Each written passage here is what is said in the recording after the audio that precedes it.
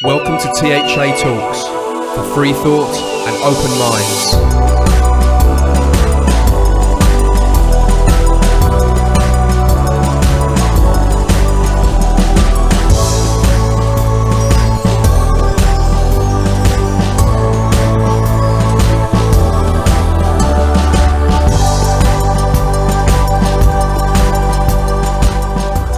Hello, I'm Paul Obatelli and you're listening to edition 58 of THA Talks, the alternative podcast show from the UK, bringing you weekly shows and all the best interviews we can get our sticky mitts on.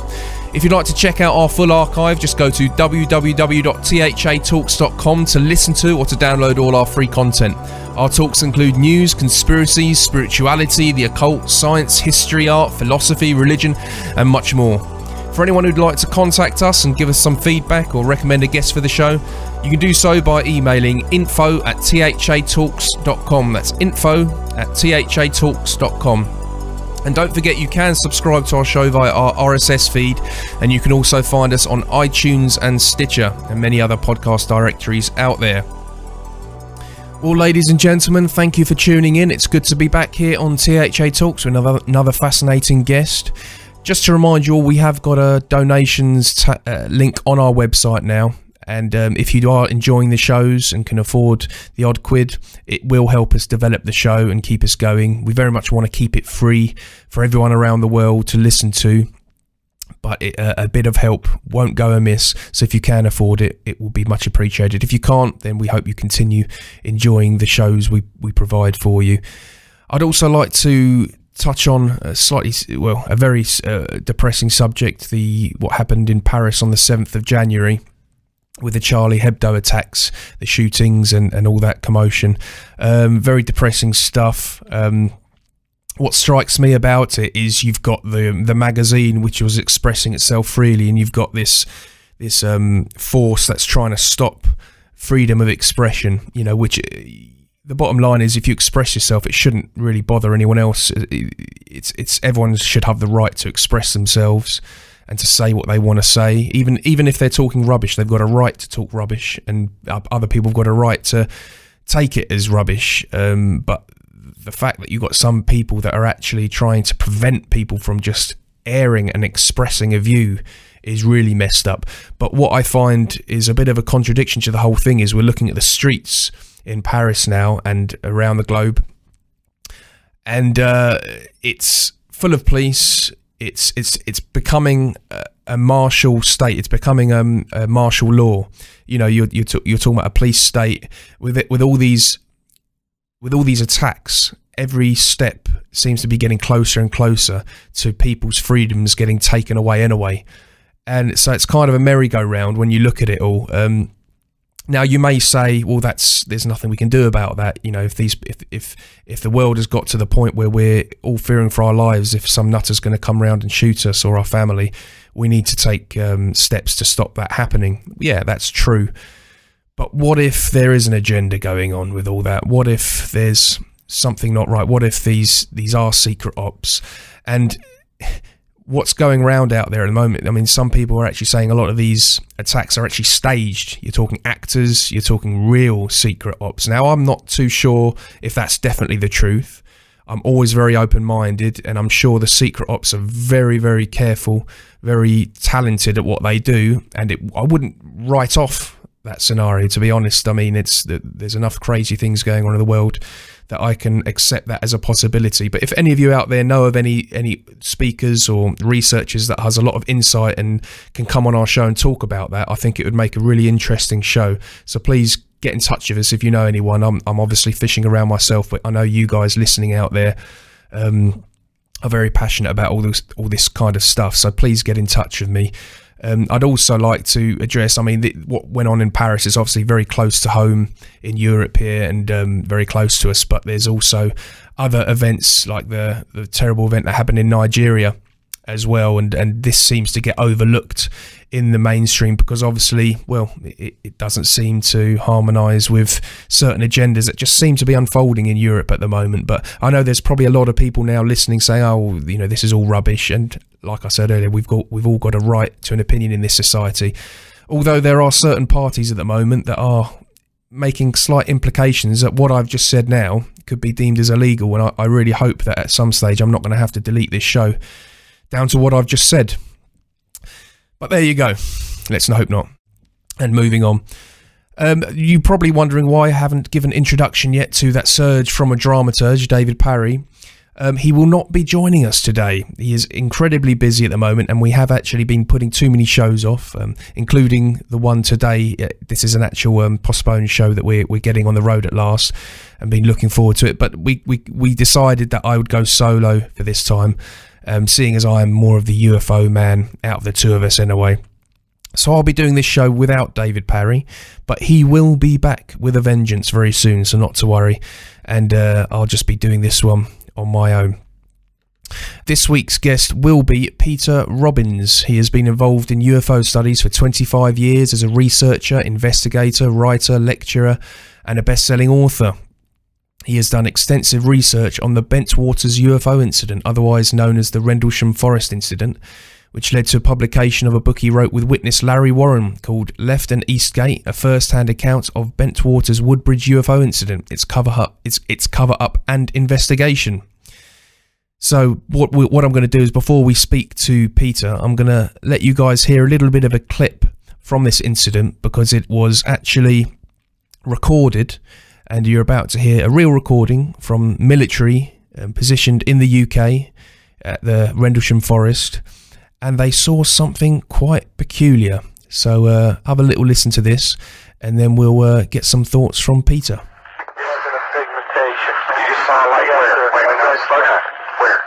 Right in this position here, straight ahead, in between the tree. There it is again. Watch, straight ahead off my flashlight there, sir. There it is. Hey, I see it too. What is it?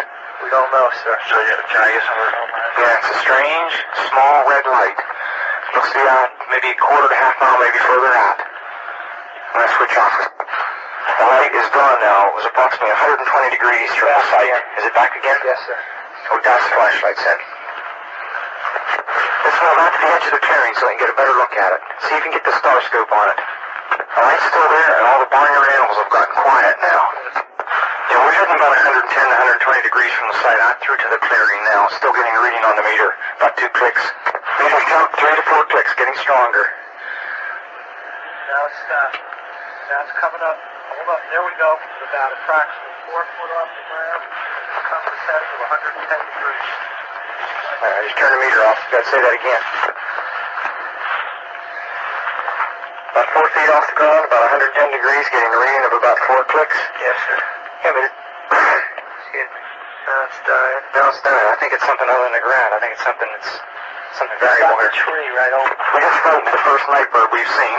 We're about 150 or 200 yards from the site. Everything else is just deathly calm. There is no doubt about it. There's some type of strange flashing red light ahead. It's yellow. I saw a yellow tinge in it too. Weird. It appears to be maybe moving a little bit this way. It's brighter than it has been. Yellow. It's coming this way. It is definitely coming this way. Pieces of it are shooting off. There is no doubt about it. This is weird. To the left. Yeah, definitely moving to the left. Two lights. One light to the front, okay. One light to the left. Keep the flashlights off. There's something very, very strange. Keep the headset on. See if it gets any stronger. Okay. Give us a rundown. Notation that this is on a beta reading, too. It's on a beta reading? The beta still has been removed. Okay. This is we're falling off it again. And it just moved to the right. Yeah. Off to the right. Strange. Oh, what are you doing left? Hello, Peter. Thank you for coming on the show. How are you doing? I'm doing fine, Paul, and good to be on with you. Yeah, no, it's great to have you on. We've been looking forward to this one. Basically, I mean, what we've been just listening to there. It sounds like some very experienced military, very flustered, confused, and even a little distressed about that what they were seeing. Can you start off by a little rundown over what that recording was, what Yes. supposedly happened, Yes. and just for our listeners that might not be so familiar with it and where you come into play? I think that's a great idea, Paul. The clip that you've just listened to indeed did happen. It is 100% authentic and is one of the events that happened on the third of 3 nights of UFO-related activity that occurred between Christmas and New Year's in and around the Rendlesham Forest, where there were at the time two highly important NATO bases, RAF Woodbridge, which is still there and still functioning as an RAF base, and RAF Bentwaters, which for many years was an American air base in Suffolk, East Anglia, the two separated by 5 or 6 miles of forest primarily, farmers' fields as well. The event in question, the so-called Rendlesham Forest UFO incident, which sometimes is referred to as the Bentwaters incident, after the primary base where the men involved were stationed, is actually, again, a series of interlinked events that occurred over 3 consecutive nights. And the event that you just heard the recording excerpt from was made by the then Deputy Base Commander Charles I. Halt. In this sequence that you were listening to, 5 or 6 military personnel that he had brought together to go out into the forest. And as I best understand it, the previous 2 nights of activity, what Lieutenant Colonel Halt had understood about them, had left him somewhat skeptical. And so when he received the report that there was continued UFO activity on the 3rd night, he pulled together this contingent of personnel, and they went out into the woods to find out for themselves. I know they had night scopes, other appropriate equipment, and Colonel Halt, as was his habit, traveled with a micro-cassette recorder that night and recorded, I believe, 15 or 16 minutes of tape, although I've alternately heard, I don't know which is true, you'd have to find that out from Mr. Hall, that the section of 15 or 16 minutes, some of which has become a staple of Rendlesham-related UFO documentaries over the years, is actually part of a much longer tape recording. Again, I do not know. But the events in question involved these men, along with the Deputy Base Commander, observing an unidentified something coming in over them, alternately described as almost like a eye. And as it came over them, it shot down a beam of light that came very close to where they were standing. It's an important recording in that it documents this event. It also, as you note, Paul, documents perceptible anxiety in the voices of the men. And I think it's something you and I would have shared if we had been there as well. Yeah, well, it certainly sounds very weird from the actual recording and so on. And so you obviously struck up some kind of relationship with Larry Warren, who is supposedly a witness here. Could you let us know about your relationship with Larry? Sure, and there's no supposedly about it. Right. Larry was oh no, it's okay. Larry was an eyewitness to another, I believe, far more significant event that occurred some distance from where Halt's event, perhaps several hundred yards, and somewhat later or contingent with Colonel Halt's event. Larry specifically in a farmer's field known as Capel Green in the Rendlesham Forest. My relationship with Larry began almost in passing a year after he had become public with the facts that he had given to an American UFO investigator in 1982, which resulted in a Freedom of Information Act, which then resulted in the American government's releasing the memorandum that Charles Halt had written about the events in question, I believe on January 13th, 1981, about 2 weeks after the fact.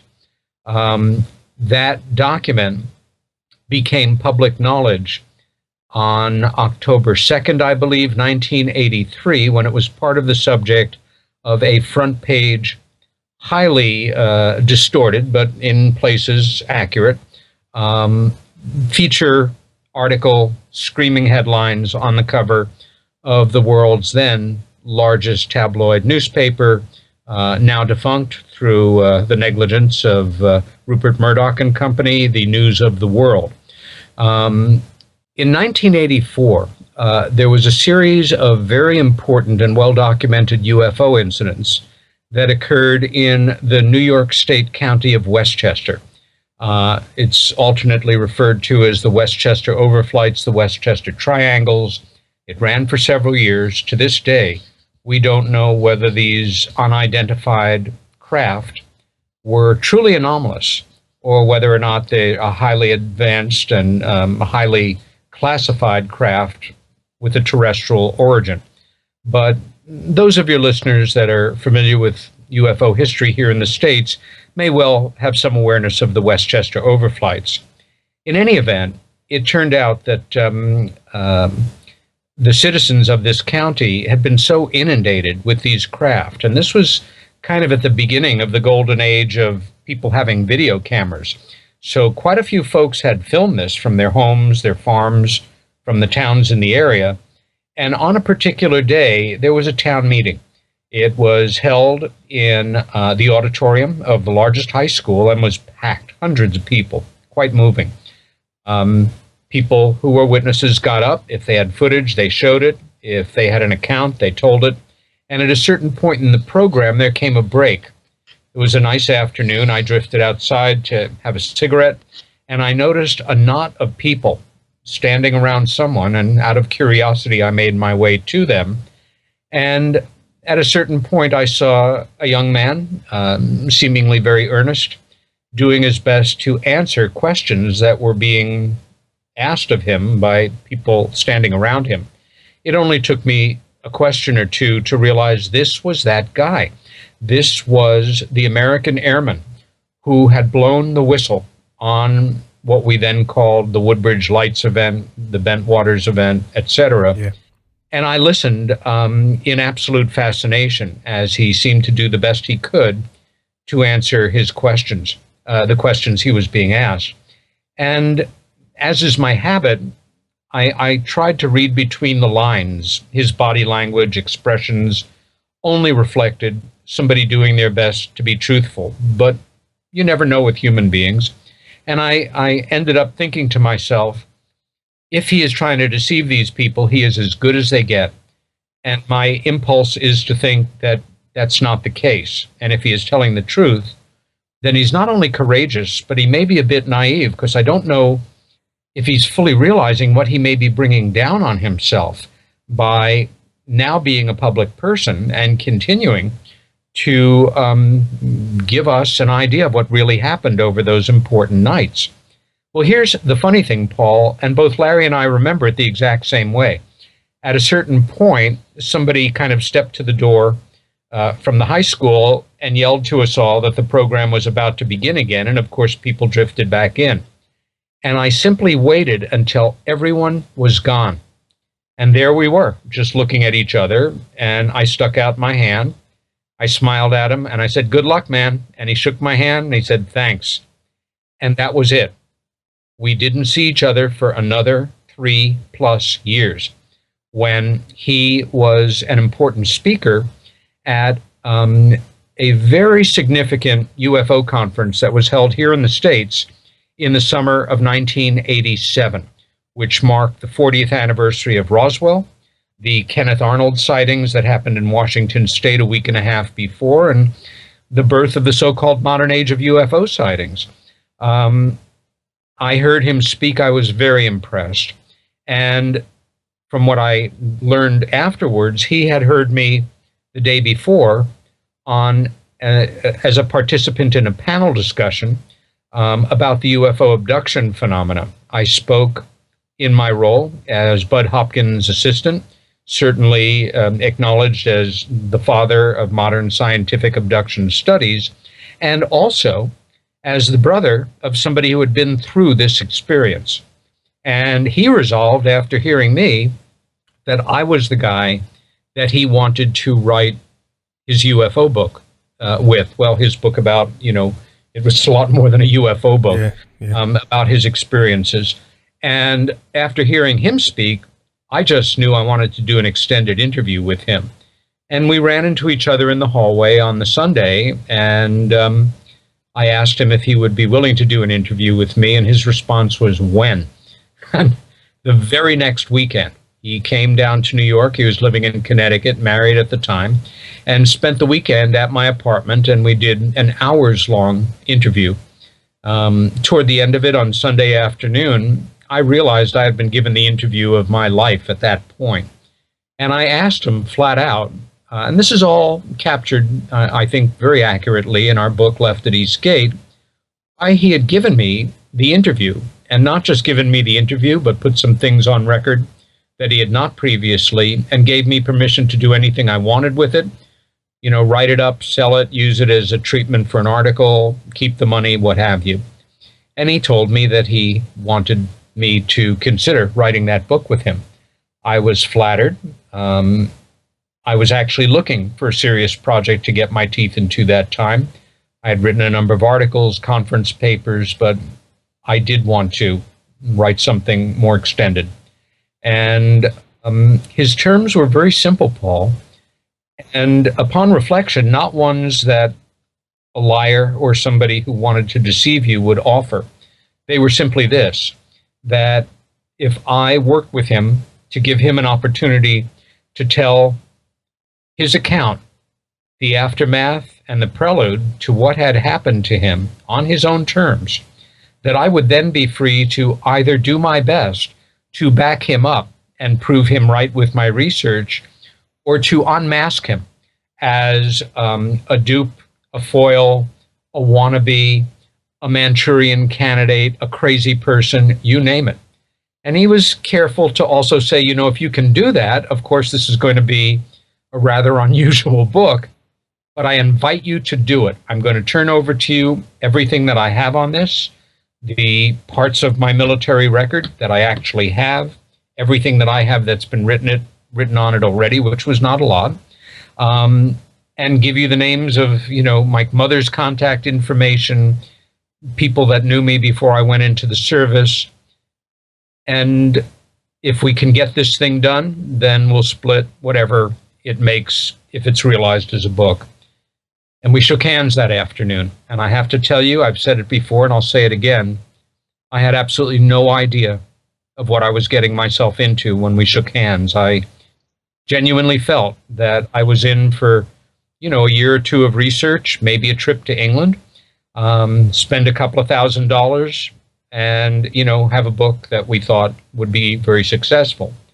In fact, it took 9 years to write that book. Together and separately, we returned to England something like 15 times on our own money. We both ran out of money. Larry went bankrupt. I guess technically I did, but not in legal terms. We sold things that we owned to continue our work.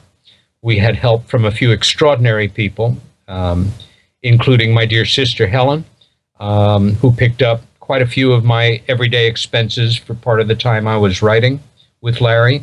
And one of the most highly regarded blues musicians in the world, Stevie Ray Vaughan. Oh, yeah.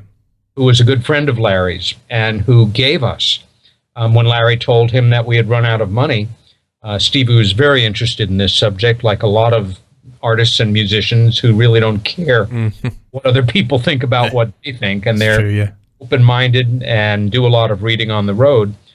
He gave us some guitars, different things that he signed for us, which Larry then sold, and we continued on our work. And not that long after that, Stevie was killed in a helicopter accident, and he has a very special place in my heart, besides obviously being a very favorite musician. But that's the long answer to your short question. Yeah, no, it's so. What has anyone else? Have you encountered, or should I say, has Larry encountered any? Had he already encountered a lot of strange goings on with UFOs, or was he already aware things were going on, or was this incident new to him and sort of blew him away? Mm-hmm. Larry had a number of anomalous experiences growing up, and is, I think, especially at the time, very courageous in laying them out for the reader in our book, on his own and with his mother, who was also very outspoken about, her backing up her son, no question about it. Also, Bud Hopkins, who I worked for at the time, became very interested in this case and interviewed both Larry and his mother, and did 2 hypnotic regressions with Larry over the years, one a fairly general, innocuous one, another a very highly specific one that occurred in July of 1995 and is transcribed and included in our book. Okay, so what do these guys think it was, this UFO? What was their because I'm not great. I haven't researched this in great depth, but from what I hear, there was kind of accounts that came out at the time, and then they kind of changed a little bit, and this is what's made it quite difficult to sort of pinpoint exactly what happened. But what's the general gist from you that what these guys really thought they were encountering at the time? Well, a number of the witnesses have gone on record. A number of them haven't. Charles Halt thinks it's extraterrestrial in nature. That's my inclination, personally, but I can't back it up with anything of substance. Larry's thoughts over the years have, gone through a number of possibilities, as any intelligent, open-minded person considering an unexplainable event is prone to go through. The only witness who is absolutely convinced that he knows the answer is one of the 2 major witnesses from the first of the 3 nights, that being Jim Peniston, who was a United States Air Force law enforcement sergeant at the time. And Jim believes with a great deal of passion that not only was it time travelers from our future, to use his exact phrase, but that during the events in question, he was chosen of all people to receive a message from these time travelers from the future, which was, quote unquote, downloaded into his head in a contemporary computer binary code consisting of some thousands of ones and zeros, which, by his own account, in the book about his experience that he co-wrote with John Burroughs and Nick Pope, a book called Encounter in the Rendlesham Forest, which came out last year, that he, how can I say, and be completely respectful and accurate here, that he was subject to at least 14 debriefings, in his word, after the fact, by Air Force personnel, by non-Air Force personnel, some of which involved injections of something. In a book that I wrote in great part in response to claims and allegations and information included in their book, which I published online and which is available free to any of your listeners. It's called Deliberate Deception, a Case of Disinformation in the UFO Research Community, which does not refer to Jim and John. It specifically refers to actions undertaken by Nick Pope. Okay, if you give us a link to that, I'll put it on the page when we upload the show, so people got a link to that as well, that book. Yes, absolutely. Yeah. I'll give you that. Okay. And I'm going to say it right now, and then you can do it at the end of the show and on your website as well. Yeah. All that your listeners need do is go to the website for Phenomena Magazine. It's a monthly, terrific magazine, by the way, that comes out of Manchester, and it's free. And all you need to do is go to that website, find the box that says Special Reports. Click on that box, and it will take you to a page with 7 cyber books. All you need to do is download those 7 books onto your computer, and you will have the book that I wrote, which is highly specific and which has a huge appendix of more than 300 pages of relevant documents, letters, memoranda, a tremendous amount of information that constitutes the largest Rendlesham-related database ever made public. And should they have any questions about what I have to say in the books, I think that appendix will help them come to their own best decision. One of my criticisms is that in Nick's chapter regarding the binary code, as it's come to be called, and which Jim clearly states that he somehow managed to recall 24 hours later thousands of zeros and ones, copy them in order into page after page after page, I think 16 pages or so, of the little 3-ring notebook that he carried with him. This was a personal notebook. It was not Air Force issue, which I have to question. Who am I to say that it was not time travelers from the future? But I am as convinced as I can be that it is highly more likely that Jim Penniston was the victim of a highly sophisticated United States military intelligence disinformation operation that has led him to believe that this was the case. Okay. Again, but other than Jim and Charles Hall, I don't know of any of the witnesses who is absolutely convinced that it was this or that was the intelligence behind the events in question. And whether or not there was a disinformation operation that was superimposed on the events of December 1980, I have no doubts, after many years of investigation and research and returns to the area and interviewing ever so many of people involved and scholars on the subject, that it can be concluded with absolute certainty that it was this, that, or the other thing. I am convinced, though, it was truly anomalous and not some government disinformation operation simply involving holographic projections, hypnosis, drugs, etc. Well, this is the thing, isn't it? With when you're talking about these secret conspiracies, it's so difficult because the government, all they need, or should I say, the secret military rather than the government, all they really need to do is just throw a few more needles in that haystack, and you don't know which one. You know, it's more difficult to find it. You know, it's kind of it gets very sticky.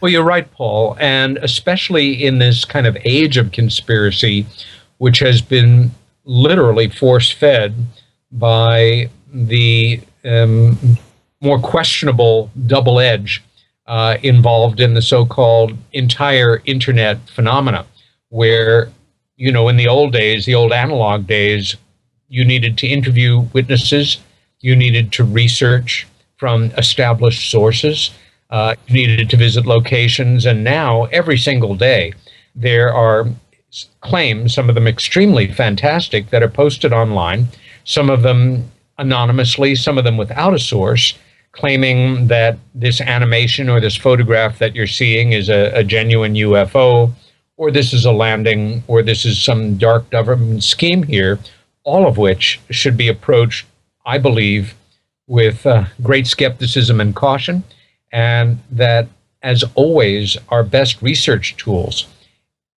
are our own common sense and our own innate intelligence and willingness to do our own research and come to our own best informed conclusions and not take anyone else's word for it, mine included.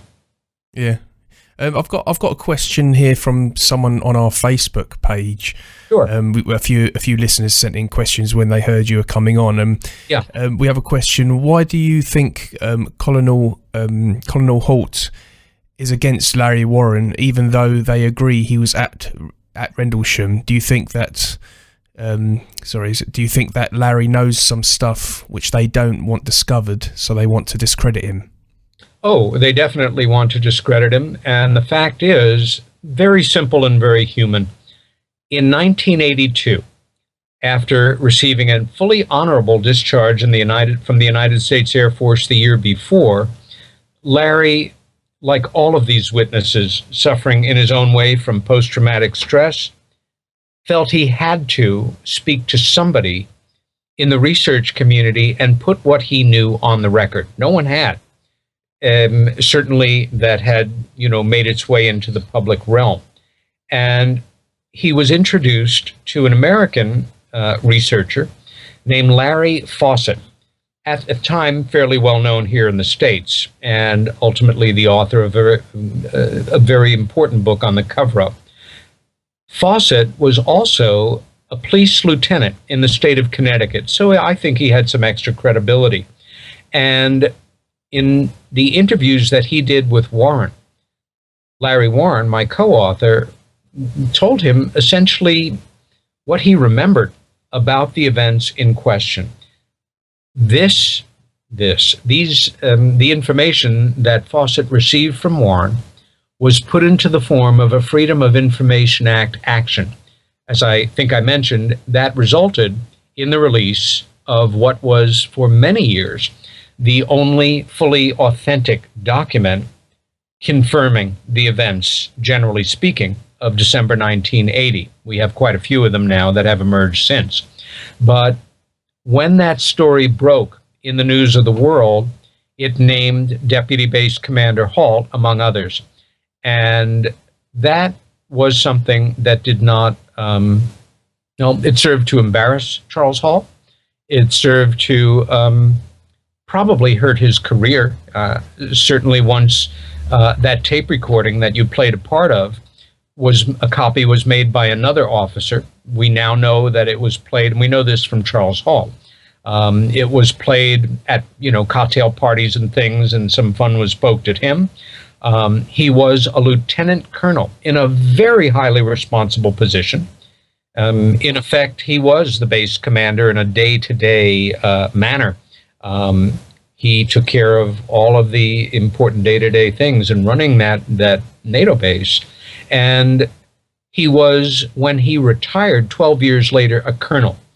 I've spoken to people with histories, backgrounds, and careers in the Air Force who feel that he certainly should have at least been a one-star general when he left the service, but the Air Force does not look kindly on colonels that have alleged UFO experiences and who have then come forward and said things like, whatever my men and I saw that night was not built by any government on this planet. One would think that's laudatory, and it is, but I think there's also been pressures on Charles Halt to do what he can over the decades to punch holes where he's tried to in Larry's account, to make him look like a lone wolf, to make him look like he may have been delusional or not telling the truth. I think overall these attempts have failed. And the fact is that Larry does emerge as the most credible and the most consistent of witnesses in my estimation. But I do feel that it is personal on a certain level, although Charles Halt will immediately say, no, there's nothing personal. I just, don't believe his account fully. Also, we know from Charles Halt that he was interested by the fact that Larry had maintained that his records, his military records, were not, I forget the exact acronym, but essentially the National Military Archive in St. Louis, Missouri, where literally all the records of American service personnel going back to our war for independence in the 1770s and 80s are held, that they are with the NSA and have been since the autumn of 1981. I think Charles Halt was logically asking the question of, well, why are they interested in him and not me? I was an officer. I was involved as a witness too. And he is on record as saying that he contacted a contact in the Pentagon to find out the reason for this, and was told very soon thereafter that the NSA was in fact interested in Warren, that his records were not, even his most innocuous records were not filed in St. Louis, but were with the agency, and that the reasons for this were not his business. So a lot of stuff going around the internet as well, with a lot of confrontation with you and Nick Pope. In fact, I've heard a few other people mention they think Nick Pope might actually not be 100% genuine in his claims of what he's trying to do, so to speak. I mean, obviously, he's free to come on the show and say his part, but you're here now, so what do you think? Is he covering things up? What's your views on Nick? Well, Nick and I were friends for many years. I considered him a close colleague.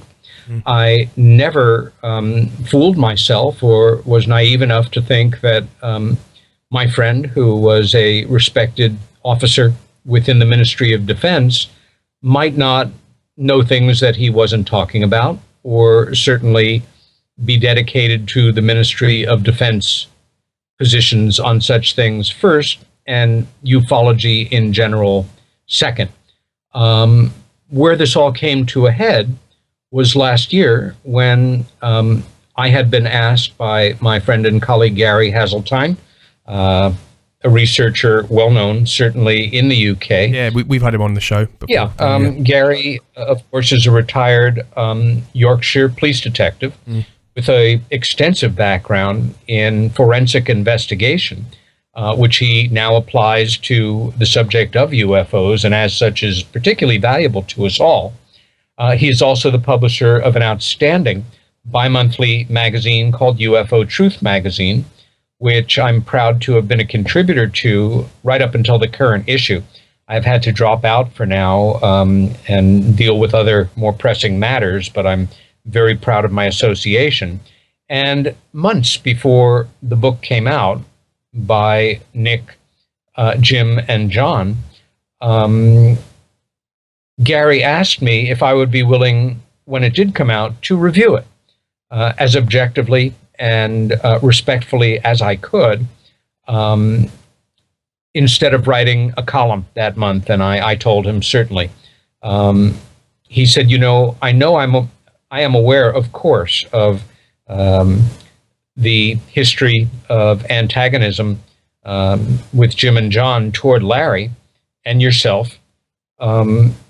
And I hope that won't be an impediment. And I assured him that it would not be. And I think anyone who reads that review will come away agreeing. I go out of my way wherever I'm able to salute them for their contributions, for their courage, for the horrendous things they were put through. But Nick wasn't an issue. He was a friend.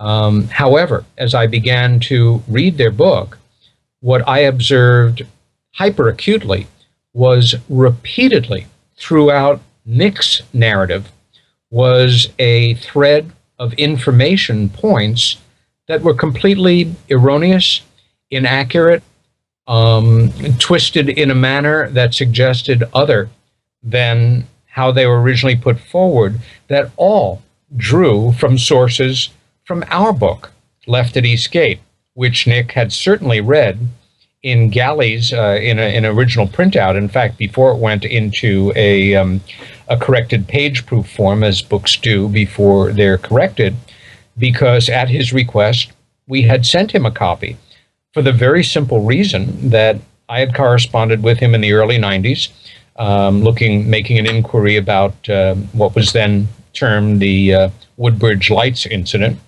and received a standard form letter back from him, this when he was, in fact, at the UFO desk, so to say, which he served at, I think, for 2 of the 21 or so years that he was with the ministry. Most of us know that he officially retired a few years ago and now lives in the States. And what I observed, again, was a calculated thread of overt disinformation, where he repeatedly took information in our book, never acknowledging that it was taken from our book, and presented it in incomplete manners or without the proof that was also available in our book, or in a manner to suggest that Larry was either wrong or misled or being deceptive. And it got to the point in reading it where my confusion, my disappointment, my concern, simply turned to a feeling of, I think, appropriate anger that he was using the opportunity that Jim and John had given him to help tell their story to discredit my co-author and our book, and by implication, of course, myself as an investigative writer. I realized at the time, Paul, that if I tried to address this in the form of some internet posts or, Facebook statements or radio interviews, I would come off, I think, as an angry, hopefully intelligent, person who was either jealous or, unconvincing in their original complaint.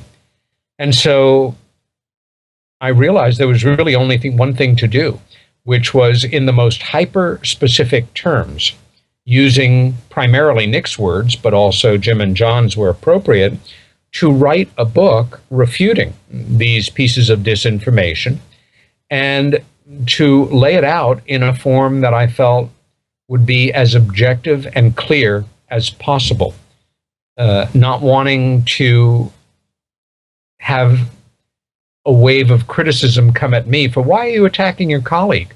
Or you're in this for the money, which of course is one of the most laughable criticisms of those of us who labor away in UFO studies. I decided to take this finished work, which was something like 600 or 700 hours of absolutely focused labor over 5 months, and make it available to readers everywhere at no cost, so nobody could accuse me of wanting to profit from this situation. And that, in fact, is what I did, make it available at no cost to readers where it will remain. Right. So it's are you? I take it you're not in touch with him anymore. No, I haven't been. No. He has also, I'm sorry to say, turned down, evaded, given excuses more than a dozen times to radio producers and radio hosts who have invited him to come on their shows to address my accusations, either on his own or with me, and if with me, on any terms that he chose. His choice of moderator, I am certainly willing to submit any and every question I would be asking him in advance with no ambushing, and handle this in a civil, respectful manner. But for anyone who reads Deliberate Deception, I think it'll be obvious to you why he will never agree to this, because he simply has damned himself with his own words, and he has consciously tried to deceive people. Now, there are allegations that he's done this in the past here and there, but your listeners need to be aware that years before, he not only did almost the exact same thing to Colin Andrews, who I almost don't have to describe, but for your few listeners that are not familiar with his name, Colin is the original investigator, researcher of the crop circle phenomena. Oh, yeah, I know the guy you mean, yeah. Yeah. In fact, he is the person who coined the term crop circle. Mm. And what Nick did at the time, years ago, on his website, was essentially say that all of the major things that Colin had claimed were not true, that the Thatcher government had not specifically asked him to write 2 full reports on this phenomena, that Her Majesty Queen Elizabeth had not personally had him invited to Buckingham Palace to brief her and others on this account, that a considerable numbers of members of Parliament had not backed him. And as I recall, Colin's statement in part noted that it took him 2 years to get Nick to admit that, in fact, Colin was right and Nick had been wrong. The effect of that, though, I think is akin to a correction that will appear the following day in a newspaper. If 100 people have read the article, maybe 3 people will read the correction. And so, not without some irony, as Colin later told me after he read the manuscript for Deliberate Deception, he was so furious that he wrote a book addressing this entire situation. And it may be in the UFO paranormal libraries of some of your listeners. If not, it should be.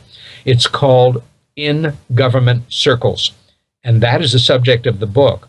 And Colin was so adamant about this that he wrote, at his request, an epilogue to my book, which is very powerful and is there to be read by anybody who wants it.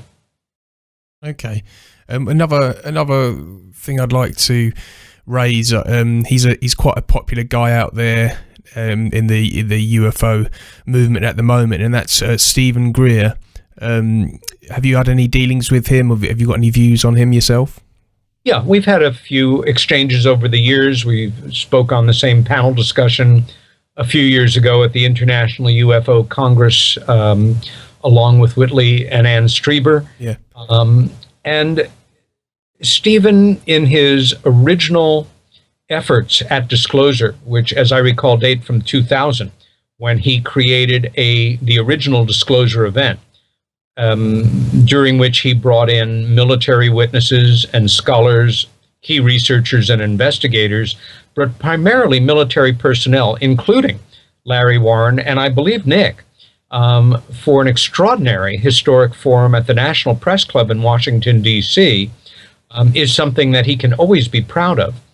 However, I've had a number of problems with Steve's work over the years, and have yet again violated that unspoken understanding in the field of, in so many words, thou shalt not speak poorly of thy fellow UFO investigator, writer, researcher, author in a public forum, because we've got enough trouble being perceived as serious in the outside world without, seeming to be taking our infighting and dirty laundry into the public realm.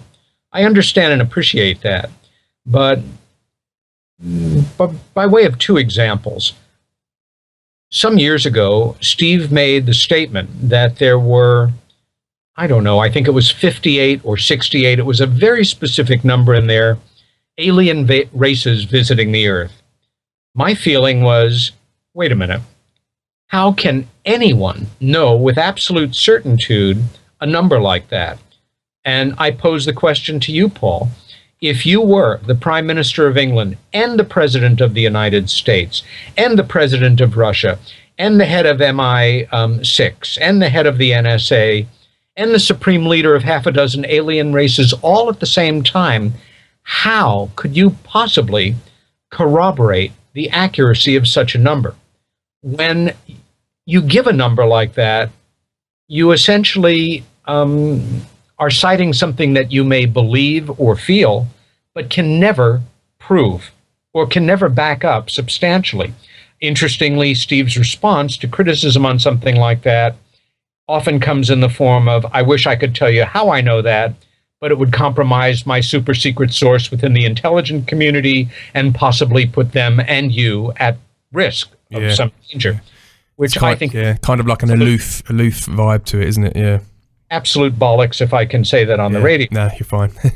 The other thing that he has gone on record with is that every claim of an abduction experience, from the best known and best corroborated to the least known and uncorroborated, if the individual has suffered anxiety or trauma or any malaise or negative feelings, it's not a real abduction experience. It's a military abduction experience. How can he know this with any certitude? Because Steve knows that all aliens, a word I'm never comfortable using, his term, are good. So that it would have to be a human experience event mimicking a genuine alien experience, because all of them are filled with goodness and light and are wonderful things. This is patent nonsense. There is no way to know such things.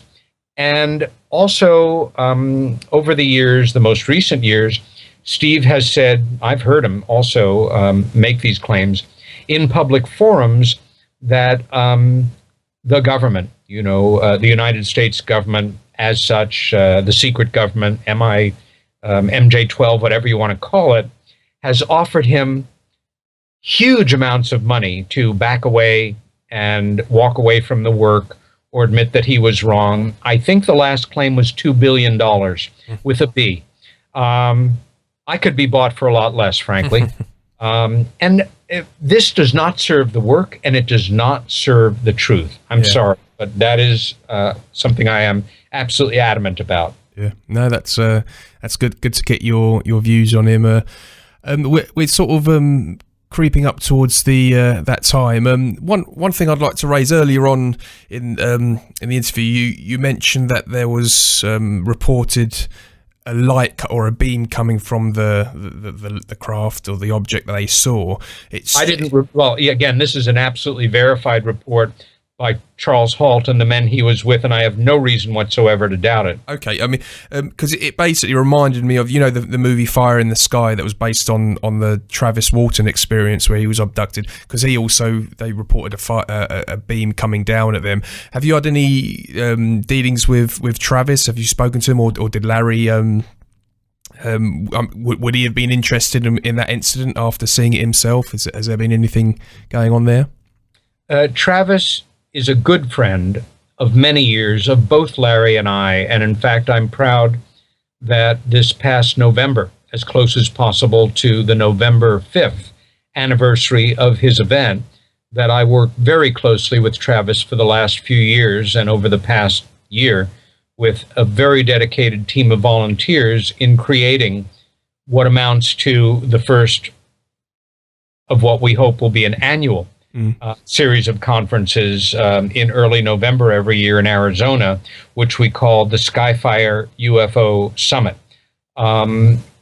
There are so many beam of light cases, and in fact, this definitely comes back to Rendlesham in another way as well, that beams of light were fired into the weapons storage area at RAF Bentwaters on the first night, observed by multiple witnesses, confirmed through his own sources by Charles Halt after some denials of that over the years, and that somehow they adversely affected the nuclear ordnance. Some of your listeners may have the American writer Robert Hastings' book, UFOs and Nukes, an important piece of scholarship which documents a number of cases of beams of lights and UFOs. The one in the Halt incident on the third night of the Rendlesham incidents obviously did not get fired at an individual. It was fired to the ground.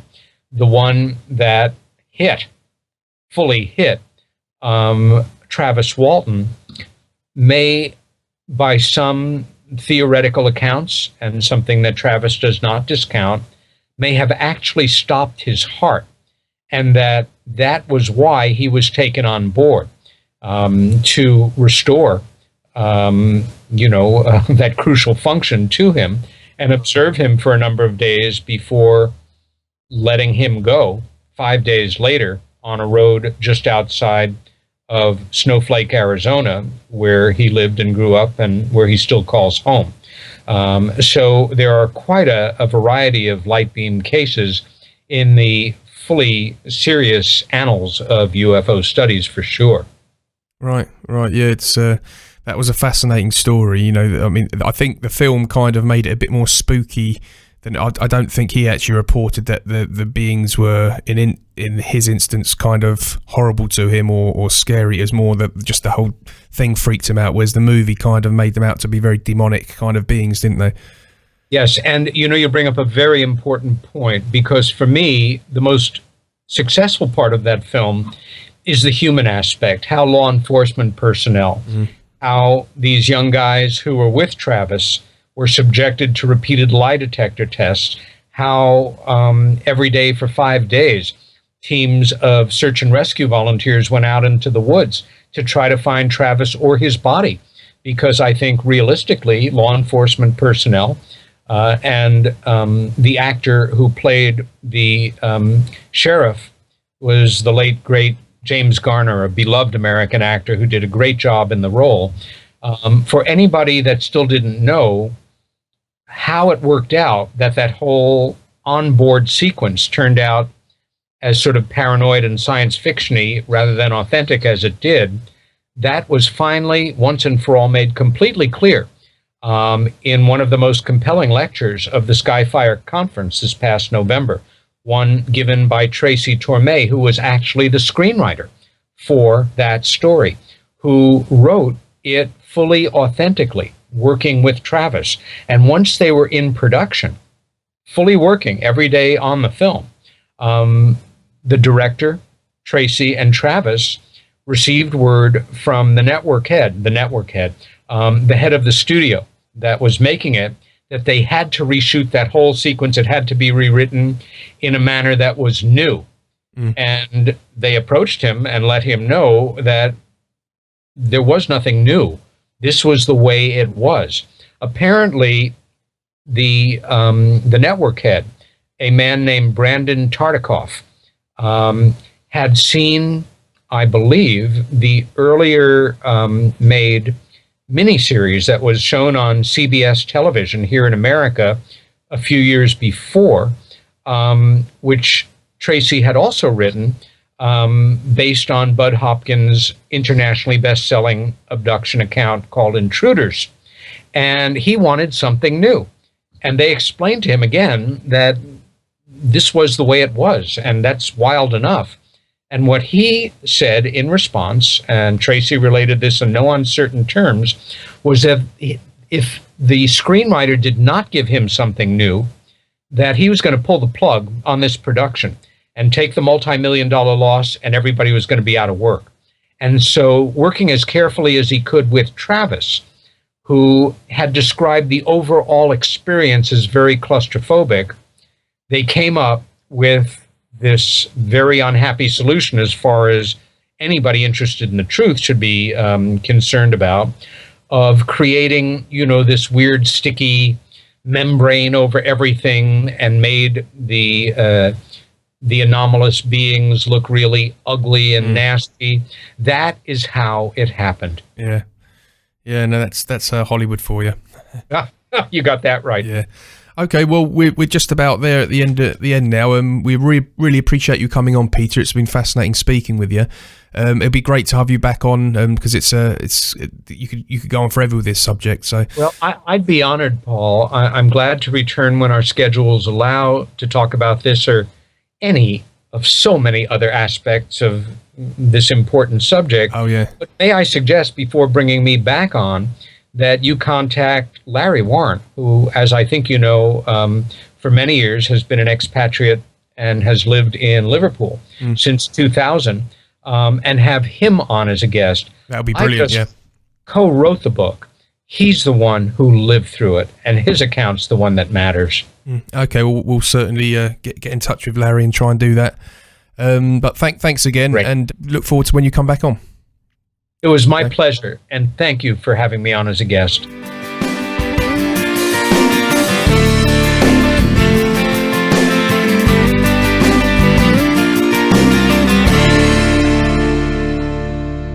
There you go, Peter Robbins. The interesting stuff. Always is with the UFO stuff. I know it's got its skeptics out there, people saying, "Oh, it's a load of rubbish and this and that." But the bottom line is, there's. I always think the saying only needs one of these incidents to have any truth to them, and there's a case. So it's always fascinating stuff. It is frustrating sometimes that you don't seem to be able to get to the bottom of it, and it just always seems to be lingering there, but it never seems to go away. And I think that Peter Robbins seems a genuine guy. In fact, he is a genuine guy, off air and on air. He's a very nice chap. And it was good speaking to him, and we're always happy to get these ufologists on the show and assess this stuff, because it's got potential that it could be something pretty huge, to be honest. That's the thing, so many, what I was speaking about earlier, with what happened in Paris and what happened in Nigeria and all these horrific events. And I suppose sometimes we look at UFOs and this kind of stuff as kind of something that's very light-hearted and just a bit of a fantasy for people, but we forget sometimes that if this stuff is true, if there is something going on, it Really does open a can of worms, doesn't it? Okay, well, coming up on the show, we've got Jeffrey Allen, Kenneth and Farah Rose Deal, Alexander Steffes, and plenty more names coming up. Again, just to remind you, we have got that donation link on our website now. If you can afford a small amount to donate, it does help us.